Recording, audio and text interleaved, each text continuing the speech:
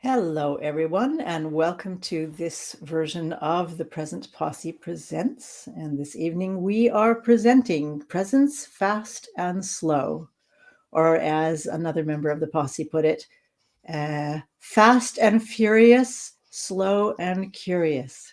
Yeah, Fast and Furious versus Slow and Curious. So I am with Danielle McMahon today. I'm Miriam Siegel, and we're going to be talking about that particular theme, which is, basically pretty important for presence, I think. Danielle, would you like to say something about yourself so that people know? I mean, you've been around for a long time now at the Posse, and many people have already met you, but just for the people who may not have met you, and even for the people who have, please let us know a little bit about you. Yeah, thank you, Miriam. I am a personal peace coach. I am a lifelong horsewoman. So I am a people whisperer because that's what I'm doing is applying horse whispering principles as well as many other principles that I've learned throughout my life into helping people experience personal peace. And as we each experience personal peace, then peace on the planet can have a chance, right? So that's who I am, what I'm about, and so happy to be a part of the Presence Posse. Thank you, Danielle. And you just had me thinking about personal peace pandemic. That's, that Right? would be a good thing to be contagious is personal peace. So I We love want that. to infect people with that. Yeah, that would be cool. I wouldn't object to being infected with personal peace. Right? Malcolm, what does he call you? He calls you his secret weapon. Yeah. Yeah. And I think for people watching, anybody who is watching now, I think we're going to have a chance to find out why. We don't already know. So I'm really looking forward to this. And for those of you who don't know me, my name is Miriam Siegel, and I am a clinical psychotherapist and a mindfulness facilitator. And what else do I do? I just basically help people get present, help people stay in what they're going through and come out on the other side. I help people realize their goals and dreams. But it's all up to you. I can't do it for you. So I'm the facilitator and you're the one doing all the work. We got tools, you do the work. But the fun thing about the way I work is there's a lot of play. There's a lot of fun involved because I focus on gain, not pain. I don't mean there's no pain, but there's definitely more focus on the gain, the plus side of it, the plus side of whatever you need to work on, which is nice because a lot of different therapy forms focus on pain. So we don't have to do it that way. I see that there's another member coming. So I'm going to let Jan in. Here we have Jan Hart. Hi, Jan. Hello. We're just presenting ourselves. So how would you like to let people know? We're just going to throw it right at you. Welcome. Get present and tell us who you are. I'm Jan Hart. Smarty man. The peace of mind practitioner. So, that is such a good thing because Danielle had just mentioned that she is also a peace practitioner. And we were talking about peace being contagious, or that would be a good pandemic. But how is what's your perspective on peace? on peace. Oh my. Yeah. My perspective on peace is part of the fabric of our true nature. That's beyond or below all of our busy thinking. Lovely. Because that is so perfect for today's topic, which is, as we shortened it to presence fast and slow. So, yes. And as Bobby put it, fast and furious versus slow and curious. Yes. When I say that to you guys, fast and furious versus slow and curious, now you've just mentioned something about that rapid thinking, Jan. I'm sorry, I'm getting a lot of text messages here, and I'm just going to apologize to everybody. I don't know if you can hear the sound. That's okay. Yeah, it's because I live in Norway, and we've just had a press conference regarding the COVID situation and the new Omicron virus that is rapidly spreading in the country. So there are a lot of messages coming to me now about what are we going to do tomorrow. So I'm really sorry about that. I have to make sure that it isn't an emergency. And if yep, here goes another one. If I have to, I'll just mute myself and you guys can talk and I'll take care of it and then I'll come back in. What comes to mind when you hear this fast and furious versus slow and curious? Because for me, it's the slow and curious thing that I get curious about. But either one of you, what would you like to say? I can start, Danielle, if you want. For me, what immediately comes to mind is that was my personal journey. Because I was fast and furious in every way, in my speech, in my movement, in my thinking, in my processing. Everything about me was fast and furious. There was no space. Zero space. Space. Mm. Yeah. And it was on, like driving down a busy highway and all these images of all these posters and billboards. That's what my mind was like, just series of that. And it became exhausting. And there was very little room for any new input. The world became very stale and stagnant because it was what Bobby calls thought loops, just spinning around. And slow and curious looked so attractive. Mm-hmm. But I had no idea how to get from where I was to there. Not a clue. So you actually thought that slow and curious was attractive, because I know a lot of people that are used to fast and furious, they want to stay there because it's exciting. There's a lot of adrenaline and there's a lot of drama and there's a lot of things going on. And slow and curious seems really boring. But you weren't like that. You were attracted by that, slow and curious. Well, I was, because I was completely burnt out. Uh-huh. After spending 3 decades of doing what you just described, loving the buzz and, seeking that buzz of busyness and overwhelm and being in a spin and juggling a zillion things and I can do it all and don't tell me I can't have it all and do it all and be it all. I'll show you. That was my way of being in the world. But I had the way I describe it is, if life was a pizza, I had the tiniest slice. Mm-hmm. And I didn't even know what I was missing. Yeah. Because I had such tunnel vision about where I was and what I was doing. There was no world outside of that. And when people would try to draw me out into that world for a lot of years, I was like, no. It didn't look attractive. Yeah. And people would say, you need to take a break. I was like, no. You don't get to the other side by taking breaks. You got to keep going. That's not how things are. Don't take breaks. Break. Who needs a break? Yeah. And if I told somebody they'd have something by Monday morning, if that meant I had to stay up all weekend and I get no sleep so that I could deliver it, that was what I would do. Because I would not give it to anybody to say that I didn't deliver on a commitment. Mm-hmm. Right. So there was all sorts of these invisible drivers going on in the background. And, I spent a lot of years studying a lot of modalities that brought me to this place. And NLP was what I practiced right before coming across the 3 principles. But even that was still working with the form. It was working with what was already here, what was already created, the thinking, the behavior. Whereas it was really only when I got behind all that to see what was driving the behavior and who was actually behind even that. And the essence of who I was, and the creative power that I was that I didn't even know, and all the resources that I had. And that just changed everything. And that got me curious.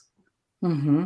Because as soon as I got a glimpse of the resources that were within me, I wanted more of that. And the only way to get it was to slow down and be curious and present. Oh, it sounds so lovely when you say that. I have to admit, I can't really imagine you being fast and furious because I've only known you as slow and curious. So, Isn't it funny? but that actually says a lot how much a person can change as well, and that it can be very, very visible and noticeable physically, kinesthetically. So I'm just a moment. Malcolm is in the background here. Woohoo, And he's Mal. waving at us. And I've asked him actually, do you want to join? I don't know if he saw the comment. Do you want to join us, Malcolm? No. He said no. No, he's Join leaving us the tonight. ladies. Yeah. He just wants to be a charmer in the background. Okay, Oh. well, it's good to know. Well, I'm going to make one comment, and then I'm going to let Danielle have something to say. But just to pick up on what you said there about the change, very early on in my journey, when I was still fast and furious and really didn't see any benefit to slowing down, at the time when I started to have a lot of physical problems, because it started manifesting. Mm-hmm. And I remember one of the first people I went to for help, it was a kinesiologist. Mm-hmm. And she told me about 3 years after that I terrified her. Oh, wow. She said when I walked in her door, she thought, oh my God, what have I done to deserve this?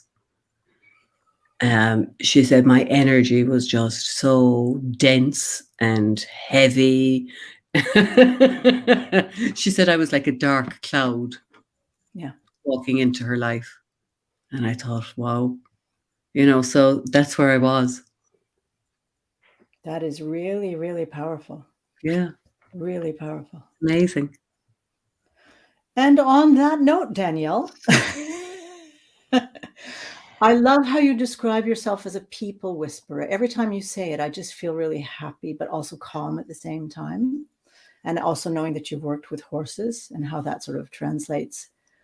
I just love that. And so now I'm really curious, people whisperer, secret weapon.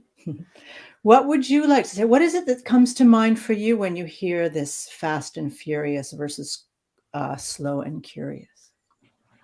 Well, fast and furious to me is a pace, right? It's a fast and furious pace. But does it also make you furious? Is there a furious emotion to it? Like Jan just sort of described a furious energy, right? Like that was intimidating. It was not comfortable to be around. And she made several allusions to driving. So driving down past all the billboards, and I think of being driven, right? So fast and furious is that driven energy. Like we have something to prove, we have somewhere to go, we have something to do. And it has to be done now. It has to be done now. And the other thing that, as she was speaking, occurred to me is I'm certain that it happens in men as well, but in this particular time period that we all kind of came up in as women, as women were stepping into the male role and saying, anything you can do, we can do better. And we can do it all, right? Like we can do everything you're doing, and we can run the household and raise the kids and. So we really took it on. Like we have to go and we have to go this number of hours to get whatever we have to get done. And I've never been fast. And I remember saying that to one of my first employers, like, I don't do things fast. I just don't. I do them methodically. I do them correctly. I don't do them fast. And I never would stay up all night. I never pulled all-nighters. I just could not make myself do that. But I could still wear myself to a frazzle trying to do all the things. And almost every time there was a physical consequence, right? The universe came in and said, nope, you're done. You're not doing this anymore. Yeah. So eventually, hopefully, I've gotten to the point where I don't have to have a physical trauma to make me slow down. But for the largest part of my life, I did. Like, I was just going to go until I couldn't go. And then I'll take the break that I need to recover. And then we'll get back up to speed. Right? Mhm. Like it didn't Yeah. sink in for me for a long time. I wasn't fast, but I was going to get everything done that I said I was going to get done. And thankfully, I didn't have a real perfectionist bent. Like, done is good. I'm Yeah. good with that. Done is good. It doesn't have to be perfect. If I had perfectionism on top of that, I can't imagine what kind of shape I would be in by now. But we have all lived long enough, I think, taken our lessons to heart and become that person who's curious about really there must be something more enjoyable to life. There's gotta be, right? And we're gonna find it. So we slow down. And I would say for probably the first time in my life over the last 3 months, as my body has told me, nope, you don't need to do that. Nope, you don't need to do that. I've said, okay, I won't do it. And I didn't judge myself for it. I've done it in the past, but I've criticized myself for it. You Yeah. should be getting these things done. Right. Maybe I shouldn't. Maybe I should just take care of me. So it's been an interesting journey for me because I keep thinking, okay, so I'm going to fire back up here. No, I'm not. I'm just going to rest up. And I feel like it's okay. There's a reason for it, and I don't have to know what the reason is. That's the other piece, I guess, is that if I wasn't beating myself up for it, I was trying to figure out why. So why is this important? Why do I have to take care of me? Why do I have to rest? Why do I have to go slow? So there was a curiosity, but it wasn't the same as the curiosity for what's enjoyable. It's the curiosity for why can't I? Right. It doesn't sound like a very healthy curiosity in the yeah. Yeah, it was finding a rational reason for being. And I don't believe we need that anymore. At certainly Yeah. one point in my life I did. I Yeah. should be able to rationally understand everything about life. Well, maybe not. Maybe not. We can try. That's actually a good point. And I work a lot. I work with people who often with people who've been traumatized in some way, and that's often a coping mechanism. This having to understand everything in order to feel safe. So it's not an unusual place for traumatized people to be. There's the other part, which is there's that sort of drive to survive, a constant drive to survive that they may not even know that they have. I actually walked around for a long time fighting, fight or flight, fight or flight, fight or flight, without knowing that's where I was, because it was just so normal for me to be in that space. And then something happened that made it really, really clear that that's what I was doing, that I was afraid of being in the world at all times. And when are you running, fight or flight? You're running. So it's fast and furious because it's always trying to survive, always trying to escape, always trying to, if something was difficult, I had to talk fast, I had to think fast, I had to do fast, get away, get more in. Something had to happen in order for me to survive all the time. And my dreams were, I would have dreams and dreams and dreams and dreams. For a long time, I didn't remember my dreams. And when I started remembering my dreams, they were almost constant. They were terrifying. I would wake up many, many times during the night. And they were always trying to tell me something. And fortunately for me, actually, I have to admit, I have always been annoyingly curious. And the reason I say annoyingly curious is because I got a lot of criticism and even punishment for it when I was a kid. Partly because I'm a girl. So girls have a certain role, had in my, at least in my familial culture, a role to play. And my fate was determined ahead of time. You grow up, you get married, you have children, you take care of your family. That wasn't the life I really wanted for myself, but that was what was decided for me.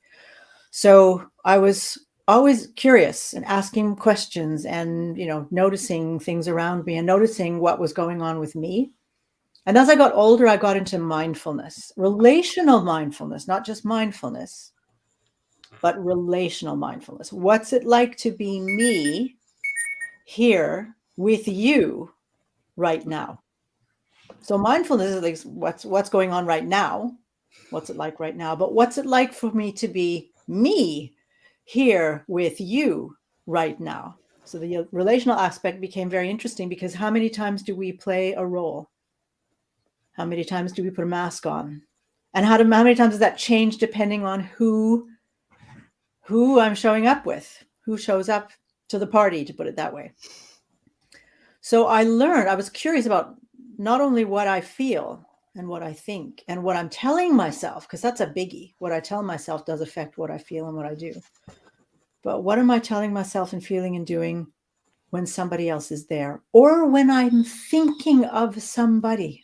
Because I noticed that part of my fast and furious was, all I had to do was think of a person, and I was already starting to behave in a certain way or think in a certain way in relation to that person, whether they like me or not, or whether I'm going to work and I'm going to have an argument, or I have to present something or whatever. I wouldn't even have left the house yet, and I was already feeling like I was meeting that person. You know what I mean? And I think a lot of people do that without even realizing they do it. But I was curious about, like, what's that feeling? Why is my shoulder really tight? Or what's going on why am I breathing like that? And is there anything I can do about it? And that wasn't necessarily always slow, but the curiosity was there.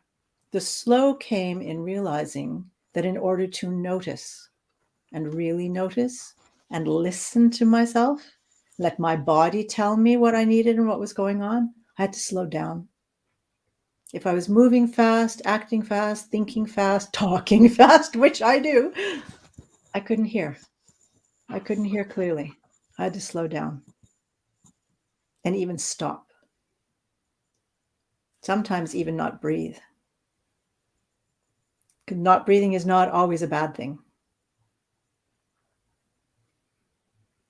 So now that we've all gotten quiet and still, what are you going to say, Danielle? I always tell people that breathing is good. I think breathing is good, but it is part of being a horse person, right? So if I'm teaching a riding student and I know that the horse is going to pick up on their energy, I want them to breathe as deeply as possible. I want their body to remain relaxed. I don't want them to get into fright and go, because then the horse picks up that fright and the rigidness of their body, and then they tighten up and it could end poorly. So that's one of my 4 basics that I teach is you need to keep breathing through whatever happens on this horse. You need to keep breathing, right? So I would never say it was a good thing to hold your breath. I certainly have done it. I've done a whole course, a whole class, right? A whole little piece of competition on a horse and come out of the ring and realized I hadn't breathed the whole time. So I've experienced it, and then, oh, I guess I should have been breathing on that jumping course or on that pattern that I was riding or whatever. But I've never really considered that stopping breathing could be a way to listen. That's an interesting point to me. Yes, thank you. It's there's a difference between holding my breath and not breathing.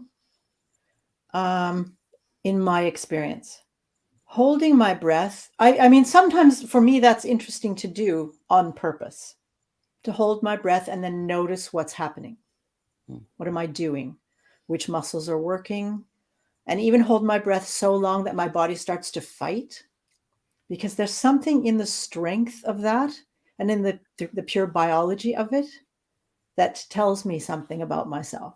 If I ever think I want to die, which doesn't really happen, all I have to do is hold my breath for too long, because my body will take over. My body will start to fight and say, I need to breathe now.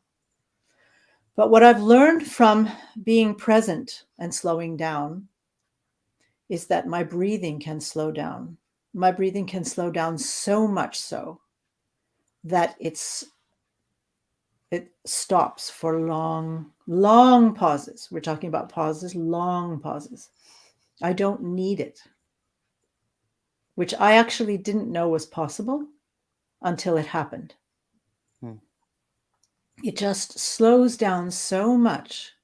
And it's like I breathe in a different way.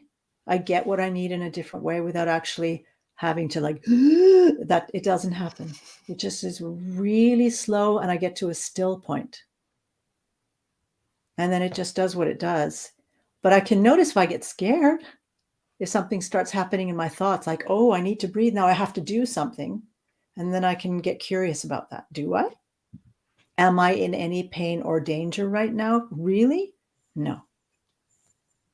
And just trust that my body will do what it needs to do and stay present to what's going on. And it's quite a fascinating experience. And after a while, it just becomes quite normal. But most of the time I breathe like everybody else.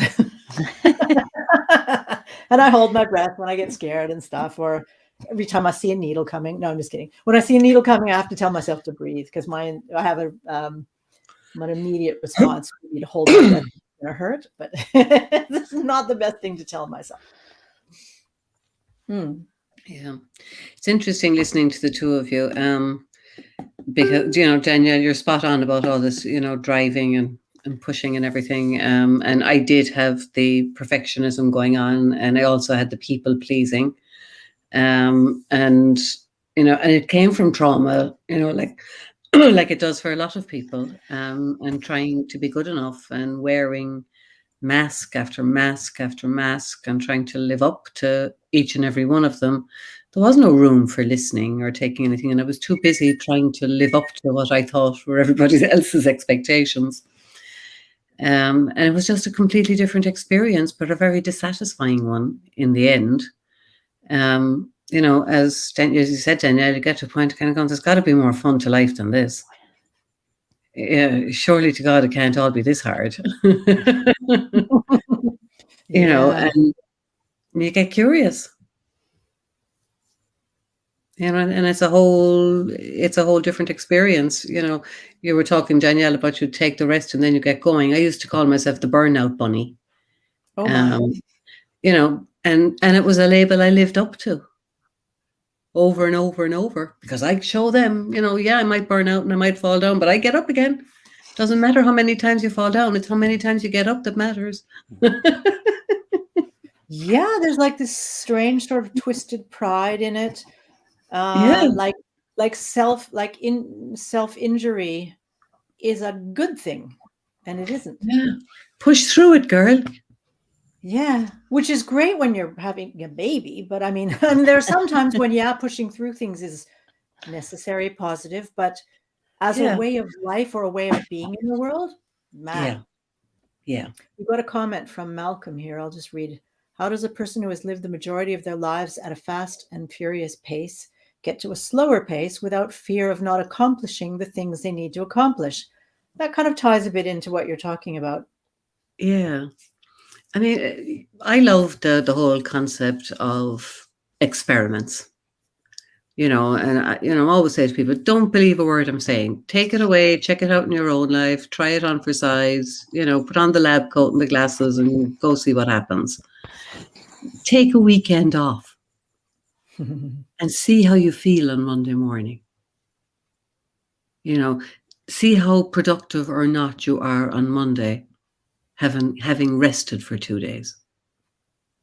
And I know that makes no sense to you, because all you want to do is keep on working all weekend. If you're fast and furious, that's what you'll do. But just try it.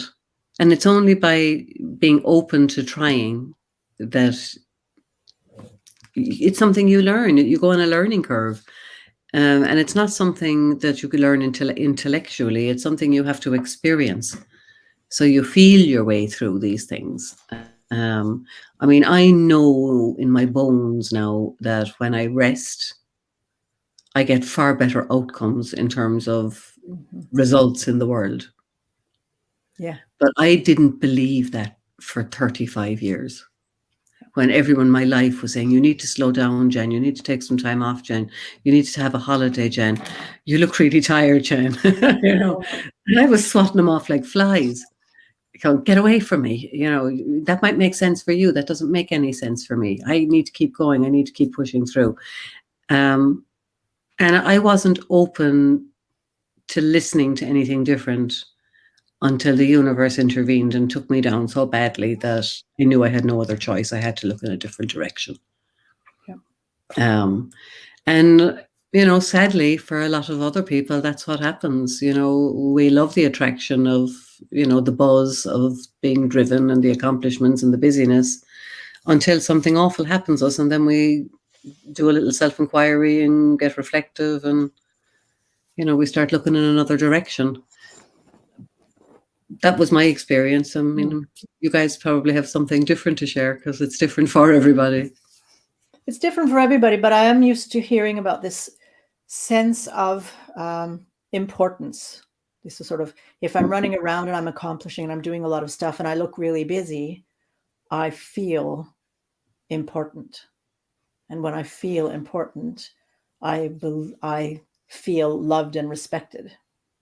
Right. And not noticing that I'm actually killing myself and trying to get this love and admiration or whatever. And instead of just giving it to myself, like, what do I need and how do I want to feel?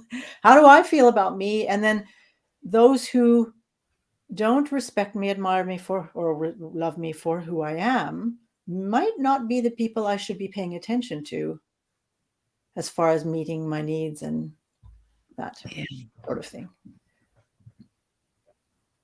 Is a thought. I think that was a really big lesson for me, was realizing that I was the person that needed to love myself and respect myself and take care of myself. That was a big shock to me.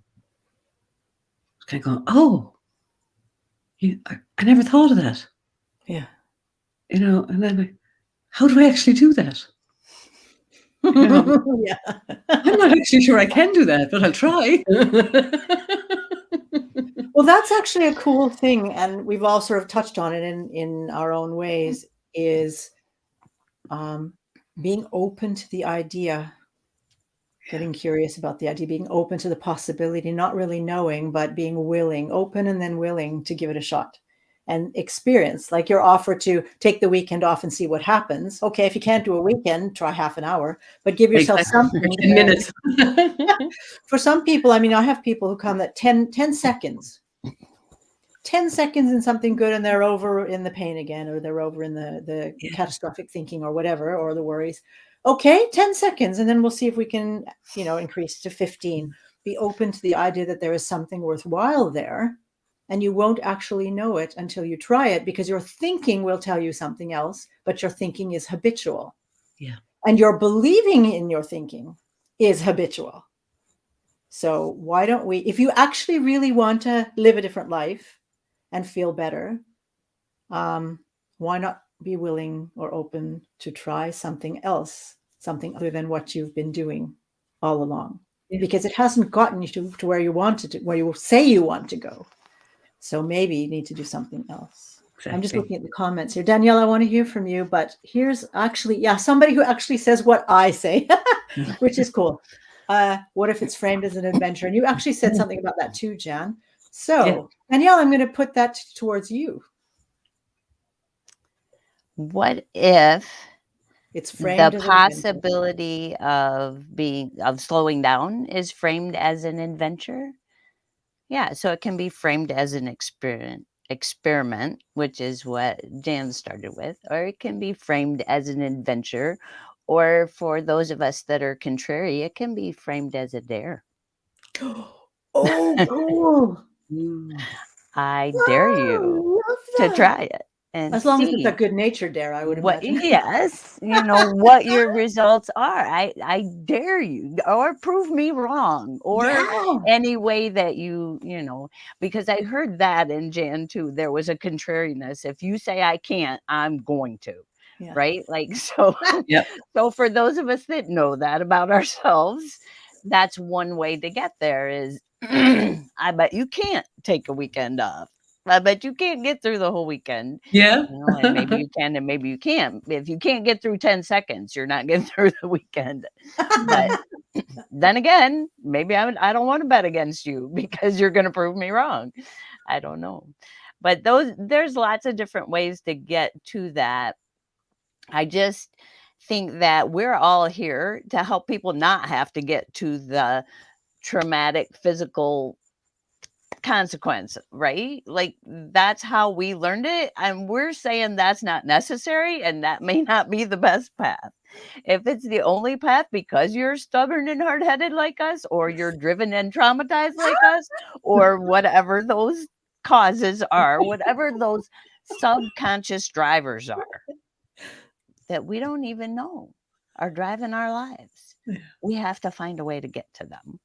Right. And if we don't slow down, we won't hear them. And that's the other thing is we're playing all the time to the offstage voices. Yeah. Right. If we're not playing to actual voices of people telling us we're not good enough, we're not smart enough, we're not whatever enough, we're playing to those offstage voices that are, what'll the neighbors think? What a blah, blah, blah, blah, blah, blah, right? Like, I have come to the point where I consider that nagging voice in my head as really boring. Like, I don't even want to hear from you.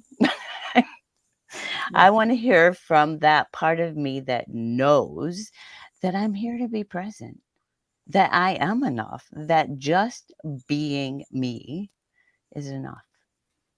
And I can go slow, and I can just do what feels right for me to do for me, not for the offstage voices, not for the actual voices, not for the people pleasing, because I had that too. But we share that kind of common background. I think we were all traumatized. We're all female, so it's good that we have at least a male listening in and asking Oh no, he's questions. left. He already left. He's traumatized from listening to us. Now we've traumatized him. Oh man. Then we can get off in that drama triangle. But in the course that I'm presently offering for mastering the brain game, that's one of the best parts of it to me is it offers a definition of a drama triangle, what the roles are, that you are not any of those things, but that's actually a role you play, and that you can make a choice to like not live in the drama triangle and not play any of those roles and actually choose peace. But it's not something we're taught like in school or by our parents or so No. it's a new concept to not have to live in drama, to be able to choose peace. Yeah. And not believe that the drama is real. And now I say that with respect because I've been in situations I was held hostage at gunpoint. So yes, some of the drama, but it's actually happening. It's Right. real. But at the same time, there's a part of it that isn't. I can scare the living daylights out of myself, or I can stand and say, he's not shooting me now. Mm-hmm. And I actually did that.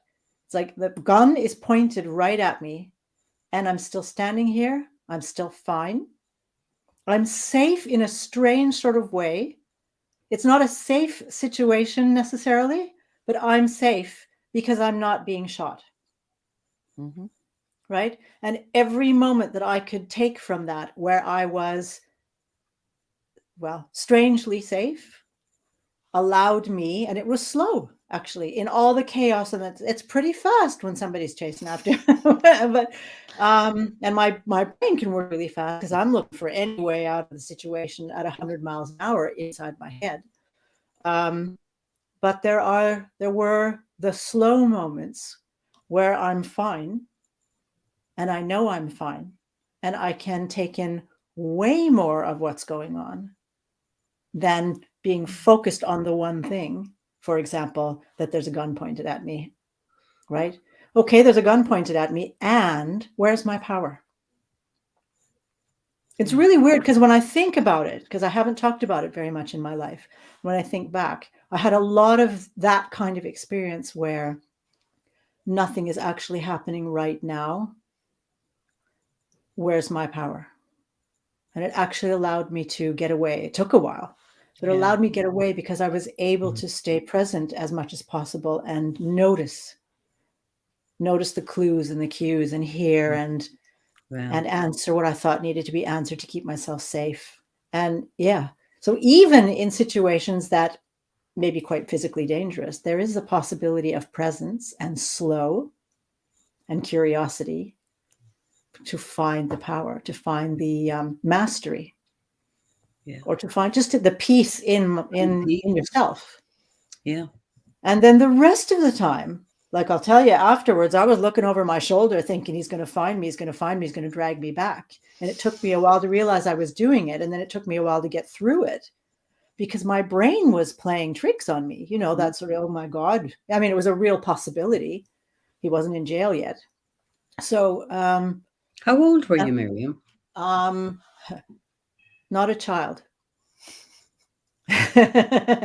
not as old as now and not a child. The reason I don't say specifically is there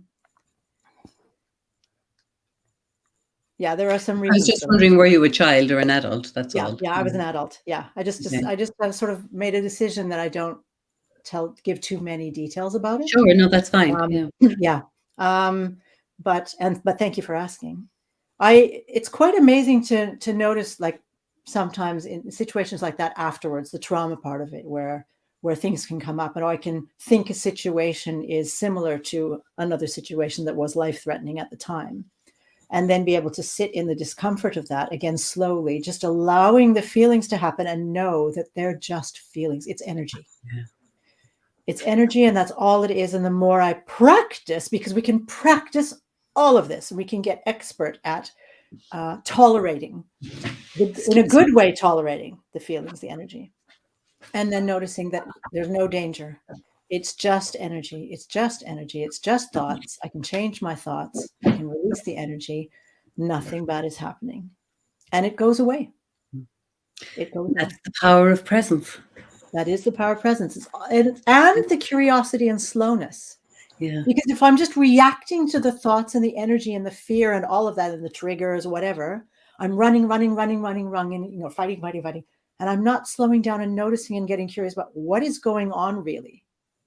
The curiosity, I'm actually sitting in a chair talking to you. For example, if I make up a situation, I'm sitting in a chair on screen talking to you guys, and I'm fine. There is no danger in this. I'm absolutely fine. So any energy I might have, if I had been triggered by something, that's all it is. It's nothing dangerous, and I can handle it. I don't have to think I'm weak either. I was weaker in that situation. I didn't have a gun. I didn't know how to get away. So in a sense, I was weaker. But that doesn't mean I am weak. That doesn't mean I'm weak in every situation, and not in situations that remind me of that. It's just a reminder. That's all. That's all. I think it's interesting how you talked about the different concepts of time within that same experience. So there was your thoughts were still going very quickly, and there was a part of you that was slower than your thoughts, and observing and settling into looking for or feeling into a solution, a strength, different way for it to play out than your fight and flight scenario was giving you. So all those things happened all at once, right? Like my son gets on bulls. Yeah. He knows that he's getting himself into that kind of a situation. And he said, there's a moment when it slows down. Wow. And you can just ride the next movement and just ride the next movement. And that's when you get into mastery. Yeah. And you use that term. And I was like, look, it's all kind of the same. He's chosen to put himself in that situation where clearly this was not your choice to be put in that situation, but time isn't as definite as we want to make it. Like, we arrow of time from childhood to adulthood, all straightforward. That's not always how we experience time. It can go much slower, apparently, sometimes much more quickly, apparently, other times, and even within the same experience. Time can appear to us to go at different rates. So does it really? Well, there's lots of theories about that, right? There's Newtonian time and there's some other kind of time. And, so there are people that can take a small increment of time and create something that should, according to our normal concept of time, take much longer. And they've learned to utilize time, in a different way. That fascinates me. I'm not one of them yet, but it might be one day. Now, I'm with you, Danielle. I mean, I think time is fascinating because I think time is a concept that we've, dreamed up to help us navigate the life of form that we live in. But, in quantum physics, there is no time. And, we talk about different planes of experience all happening now. And what you've described is exactly that. There's the activity, there's the biological experience of the fight or flight, there's the cognitive experience of all the thinking, there's the observer who's noticing it all, and then there's the slow energy that's feeding you the solutions behind all that. And they're all different planes of energy, all in the same moment. So it kind of opens up that possibility. And I loved the way you described it because I'd never been able to wrap my head around that before, but suddenly I can now, rightly or wrongly. And again, I know they're concepts, and concepts are always only pointing to things. But yeah, I thought that was a beautiful description. Mm-hmm. I agree. Thank you. Yeah, thank you. I have a question. Okay. You both have children, as I understand. And so at some point, you both had small children. And that's busy. And for a lot of people, they have small children and jobs and relationships. So when we talk about fast and furious versus slow and curious, I'm curious about what it's like to be a mother with small children and a job and experience presence, or how to inform, I don't want to say teach, facilitate presence and experiences of slowness and curiosity when you've got children that need your attention and they're not slow.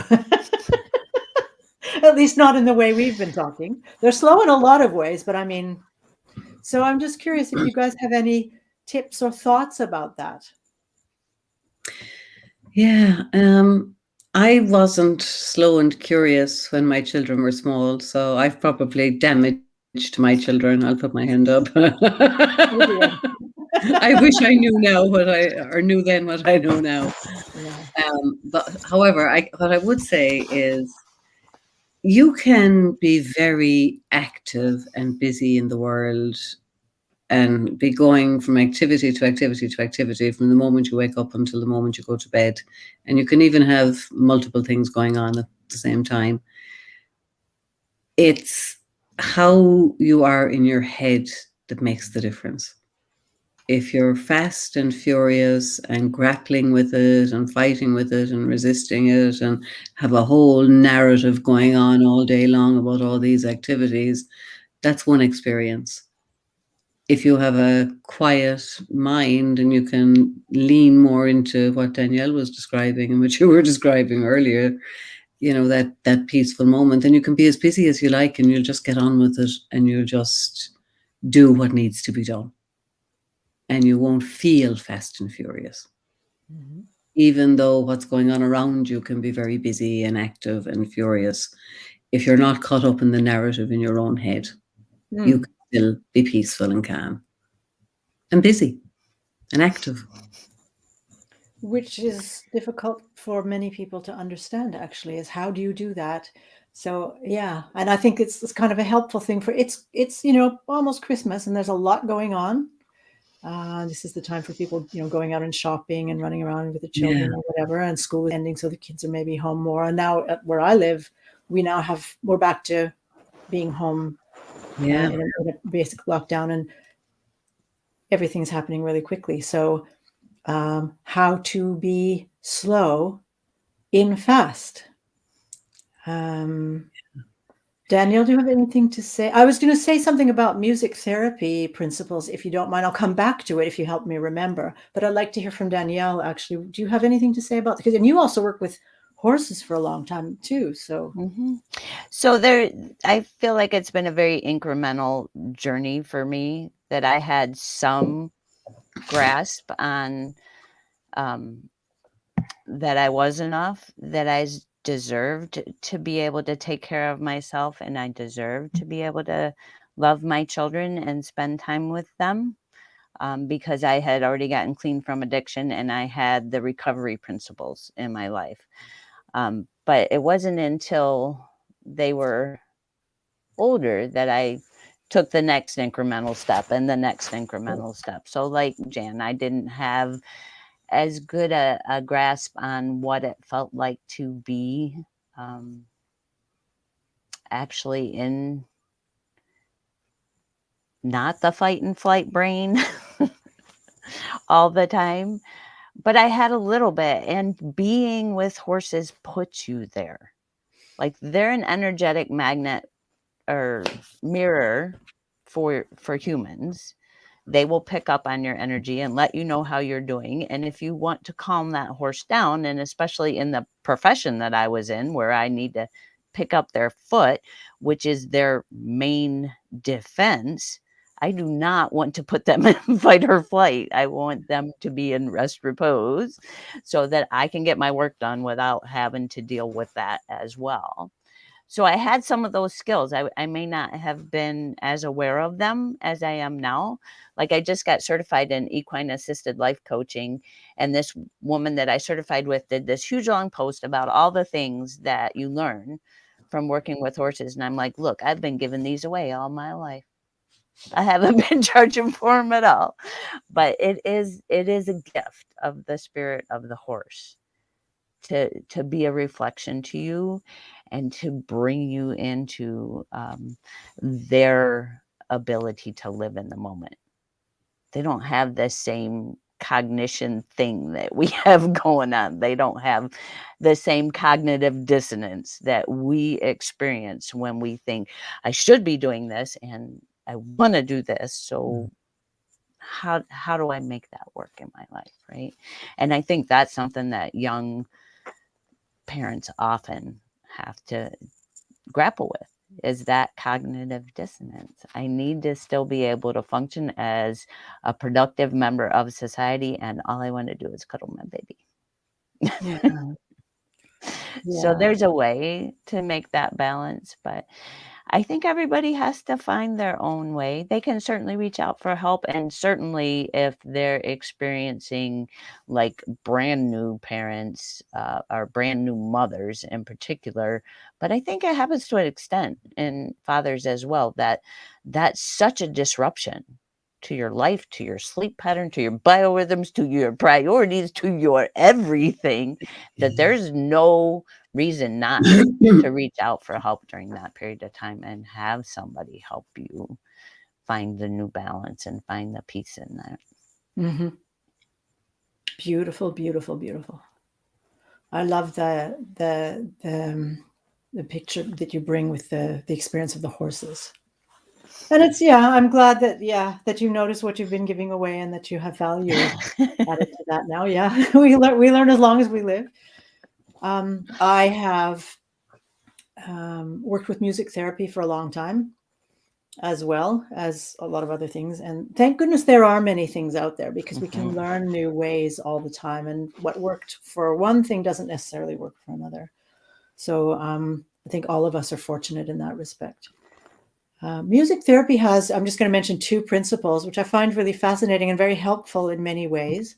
One is called the ISO principle, and the other is called the compatibility principle. One is where you match a rhythm in a person. Like if a person is fast, if I'm working with a person and a person is vibrating quickly, I can match their rhythm, their frequency, and then bring mine down and see if they can come. We have these things called mirror neurons. Most of us have heard of them by now. Daniel Stern writes a fair bit about them in developmental psychology and that sort of thing.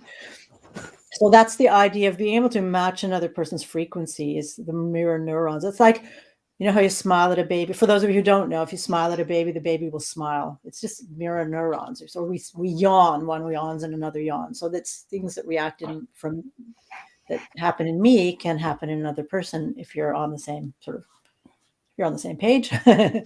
So meeting the person's frequency and then lowering my frequency to see if they can calm down. That's one. Or when they're up there, for example, I show up way down here and see if that inspires them, it supports them in coming down. So that's two ways that it doesn't, music therapy is where we use it very clearly, but it can be done anytime. I can be in a meeting where somebody's really nervous and they're talking, and I can do that myself. I can talk really fast.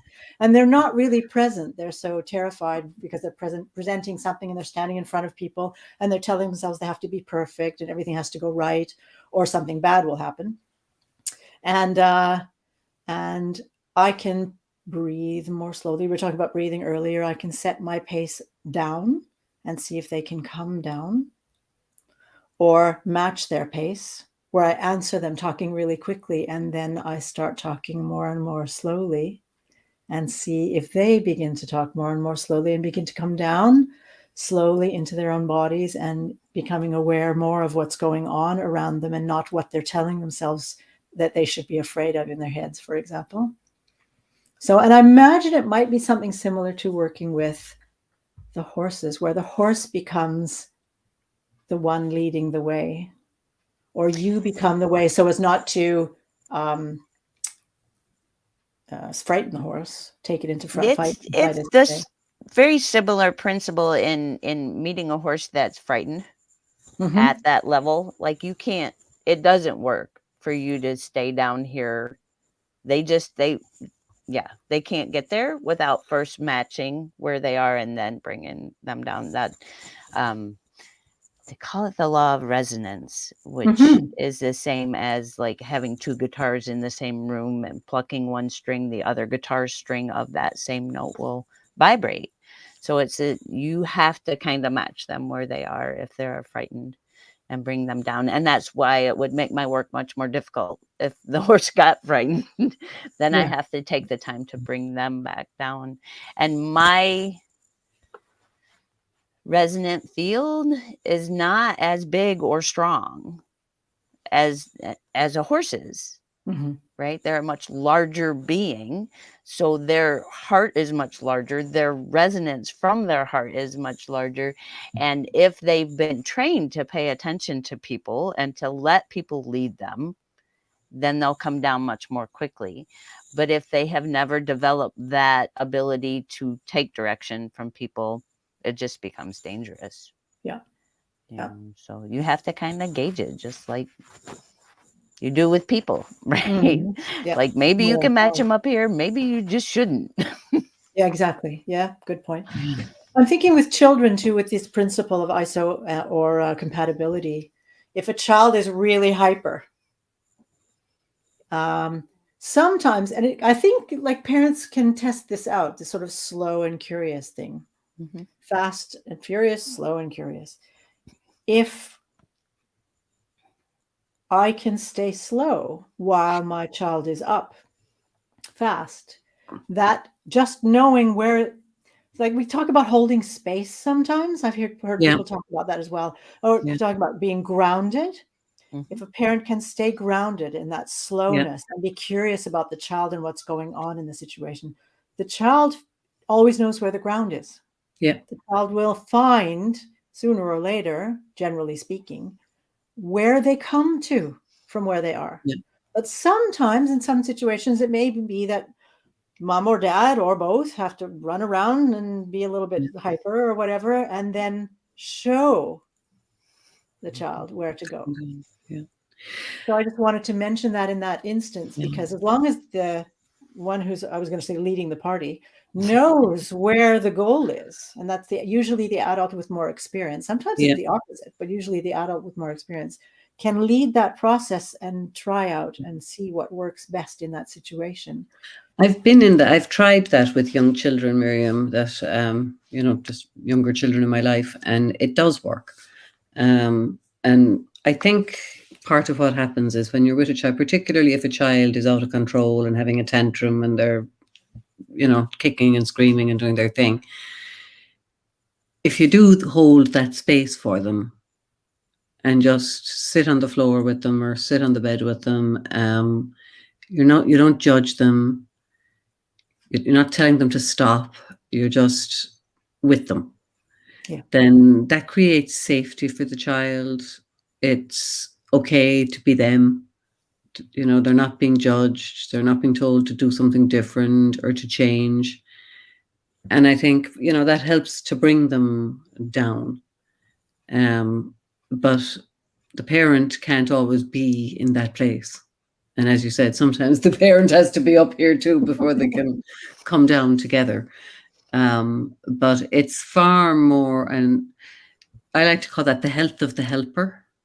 Mm-hmm. Because when parents are trying to help their children, and that's what they're trying to do when they're saying, calm down and stop screaming, and they're trying to help them feel better. But in my experience, the easiest way to do that is to be better yourself. Yes. And for it to be okay for the child, whatever they're doing.